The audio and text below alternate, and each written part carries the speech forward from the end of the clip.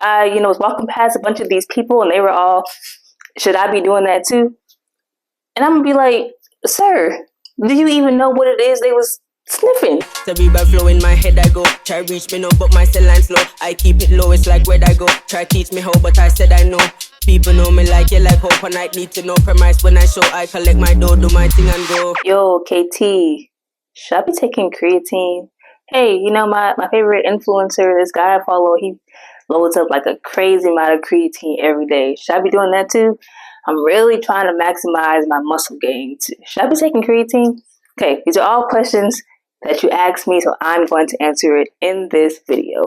Should you be taking creatine? Let's talk about it. Now, one of my goals on this channel is to educate you so that you can make informed decisions for yourself. So first, I'm going to tell you what is creatine, right? Because a lot of people come to me and ask me, should they be taking creatine without even knowing what creatine is? So it's like, if you don't know what it is, how do you even know if you should be taking it? That's like, it's sad to say, but it's like you're hanging out with a bunch of your friends, or maybe not even friends. Maybe you just see people on social media. Ooh, can I even say that on YouTube? Let's just say you see a lot of people, you know what I'm saying? And so you're like, oh, I was walking past a bunch of these people and they were all, should I be doing that too? And I'm gonna be like, sir, do you even know what it is they was sniffing? It's like you can't ask, should I be doing this when you don't know what it is? So first you need to do your research on what it is.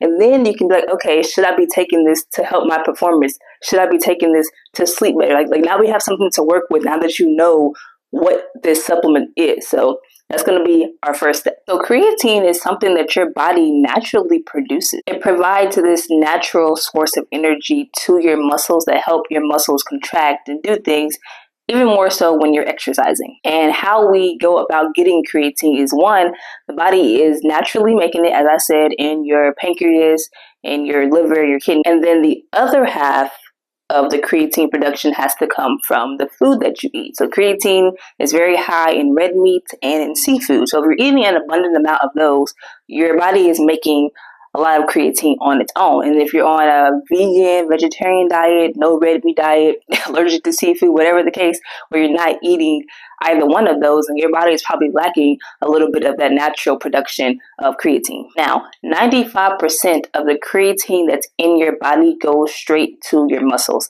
And the other 5% goes to, your brain and other tissues within your body. So the major bulk, the main reason for creatine is to help your muscles. So keep that in mind. Also worth mentioning that your body naturally degrades creatine. So about 1 to 2% of the production it makes gets degraded to help your body function. And that's just with someone that's not even working out. So, a standard person, your body is going to be degrading this creatine, and then it's going to be excreted through your urine. So that's how it works. It makes this creatine. When you contract your muscles, when you're doing things throughout the day, it's going to be using that creatine to create ATP, which is the energy in our bodies, so that you can move and function on a daily basis. So that is just, for your standard average human. But then, of course, if you're someone who is very active, who works out, who plays sports, who does a bunch of physical activity, that degradation is going to be a lot faster. You're going to have it leaving your body at a more rapid rate. So with that knowledge in mind, you have two options. You can either eat more red meat and seafood, or you can turn to a creatine supplement to kind of combat that decline of creatine in your body. So again, your body naturally makes it on its own. The food that you eat, if you eat a lot of red meat and seafood, is going to help those creatine stores. And then everyone experiences a decline in creatine in their body as they go through their life every single day. But those that are more active, more into sports, more into weightlifting, are going to lose a lot of their creatine a lot faster, meaning they're going to need to consume more a lot faster. Okay, so that's the what it is and what it does. Let's talk about how it's used. So a lot of athletes, you may notice, because that's what people usually ask about creatine, is when they're in the gym, maybe taking creatine. And what they're doing is they're loading their body up on this creatine to combat that loss. So there are several ways of doing this. They recommend when you're first starting out to take 5 grams 4 times a day. So essentially 20 grams a day, but they want you to do it in periods so you don't overload your system. So you're doing that for 7 days to really load up the creatine, and then you can start taking less, or you can take a less amount for a longer time period. So the goal here is just to put more creatine in your body to combat that loss. Two, also to help enhance your performance. So studies have been shown that when you have that more creatine in your body, because as I mentioned, how it works in your body is that it gets converted into energy that is then used in your muscles. So that means that you can lift for longer periods of time because your muscles have more energy. You're not going to fatigue as fast. You can run for a longer period of time because you're getting more energy. You can play basketball, you can play tennis, you can do these sports that are energetically demanding for a longer period of time because you have that extra energy source. Is it like taking a pre-workout? Sure. But it doesn't end there. So other studies have shown that creatine may support. So when I say may support, it means there's not enough studies to support this.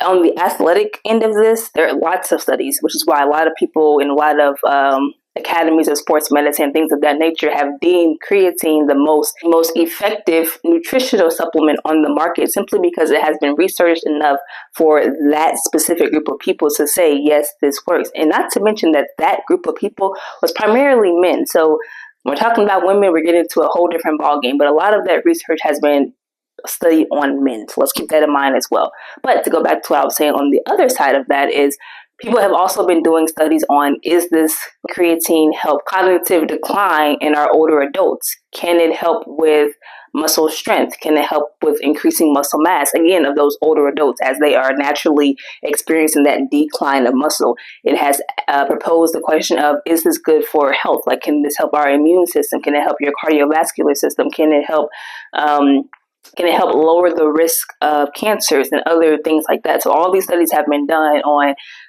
how creatine can affect it. And there have been a lot of positive results from a lot of those studies, but again, it hasn't been enough to convey that it's as 100% effective as they have been able to do when it comes to athletic performance. So when we're thinking about creatine, it's not just about the athletes, it's about the everyday citizens as well, right? Not that athletes aren't everyday citizens, but you get what I mean. And as I was comparing men and women, some studies have also been done to specifically target older women to see how that has been helpful. And studies have shown that it has helped them increase their muscular strength, their muscular size, and their cognitive development when compared with resistance training. So that could be something that's worth looking into if you are an older adult. Some studies have also shown that when it comes to a significant amount of strength training or muscle mass, that really between the ages of 18 and 30 is when it's going to be a significant amount. And after that, not really getting that much. And on top of that, you have to take into consideration that most of these studies only go up until 5 years. So again, someone taking creatine for up to 5 years is said to be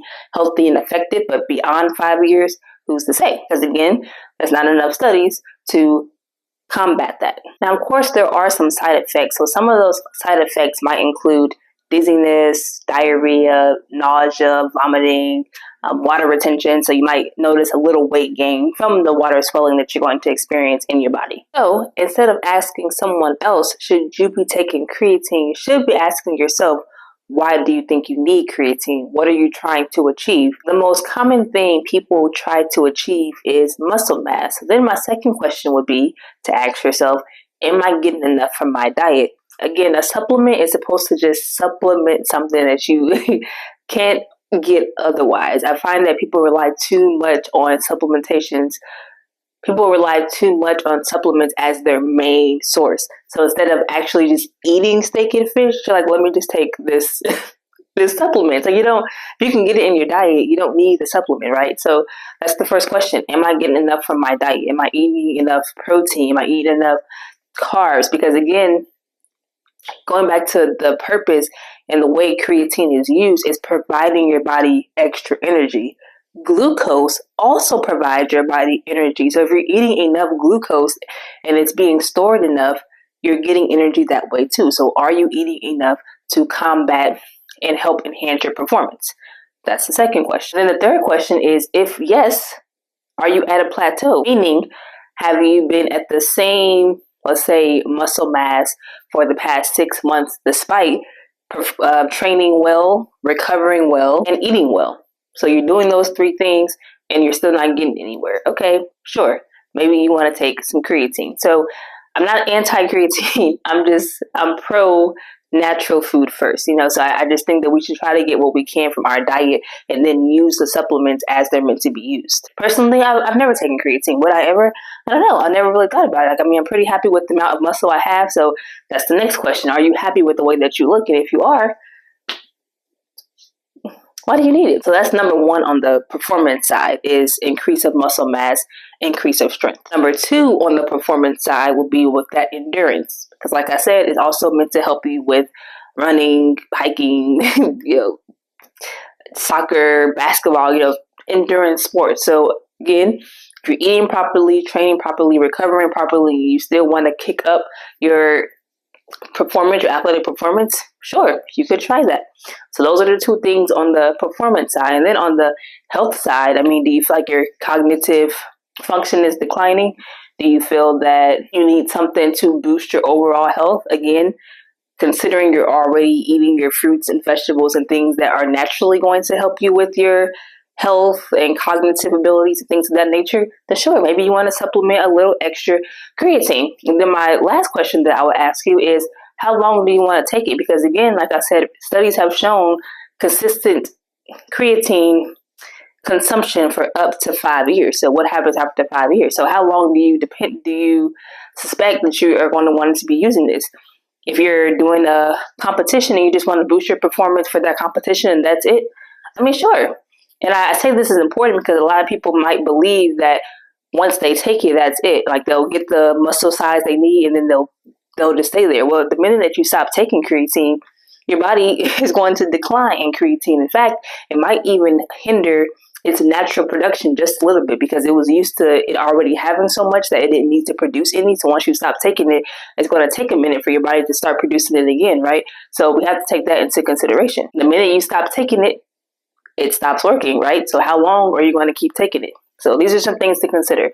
So whether or not to take creatine is a personal choice, but I will say it's very heavily researched and it is safe to take. So if the question is ever of safety, it's safe. But if the question is ever of do I need this, then that's going to be something that you're going to have to decide with the information I just gave you.